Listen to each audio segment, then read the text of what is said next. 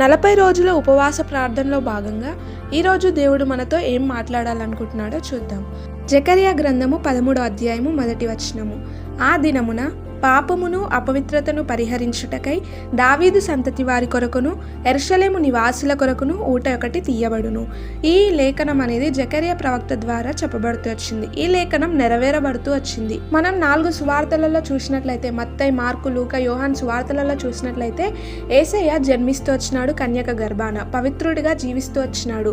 ఏ పాపం ఎరగాక నిత్యము నీతిమంతుడిగా ఆయన ఈ లోకంలో జీవిస్తూ వచ్చినాడు, బోధిస్తూ వచ్చినాడు. తన తండ్రి చిత్తాన్ని నెరవేర్చి ఎన్నో శ్రమల గుండా వెళ్ళి మనుషులు మొహం మీద ఉమ్మి వేసినప్పటికీ, కొరడాల చేత కొట్టినప్పటికీ నోరు తెరవలేదు. అన్ని నేరాలు మోపినప్పటికీ ఒక్క మాట కూడా బదులు పలకలేదు. అలాంటి ఆయన శ్రమలు పొంది చనిపోయి సమాధి చేయబడి 3వ దినాన తిరిగి లేస్తూ వచ్చినాడు.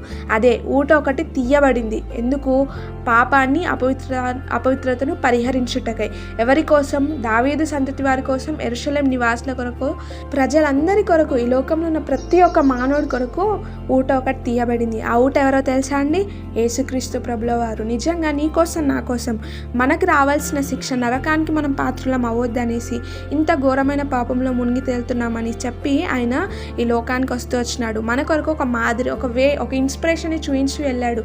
ఇలా జీవించాలి, ఇలా జీవించాలి అని, ప్రతి ఒక్కటి ఇలా సహించాలి, ఓర్పు కలిగి ఉండాలని తన జీవిత విధానం అనేది మనకు తెలియజేస్తూ వచ్చింది. ఈ దినాన ఇంకా నీ జీవితంలో నువ్వు బాధపడుతున్నావా? నా జీవితంలో అసలు ఏంటి వెలితి అనేసి. అయితే నీ జీవితంలో వెలితి ఉందా? యేసుక్రీస్తు నీ జీవితంలో లేడు. అయితే నీ కొరకు ఆయన చనిపోతూ వచ్చినాడు. నీ కొరకు ఎవరు చనిపోతారండి? ఆయన చనిపోతూ వచ్చినాడు. నువ్వు నరకానికి వెళ్ళకూడదని నీ కోసం నశిస్తూ వచ్చినాడు. అయితే ఇంకా ఆలోచిస్తున్నావా? ఏంటి ఇదంతా కట్టుకథలా నీకు అనిపిస్తుందా?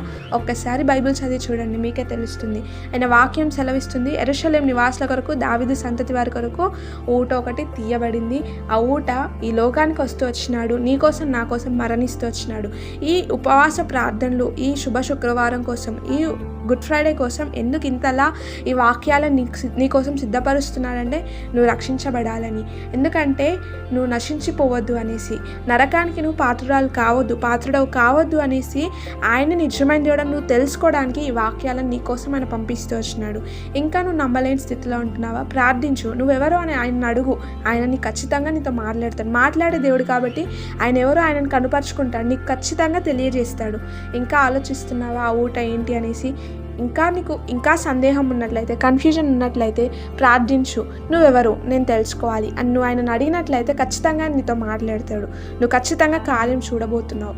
ఇది నువ్వు నమ్మినట్లయితే నీ జీవితంలో గొప్ప ఆశ్చర్య కార్యం నువ్వు చూస్తావు. ఈ వాక్యమును దేవుడు నా జీవితంలో నెరవేర్చునుగాక. ఆమేన్.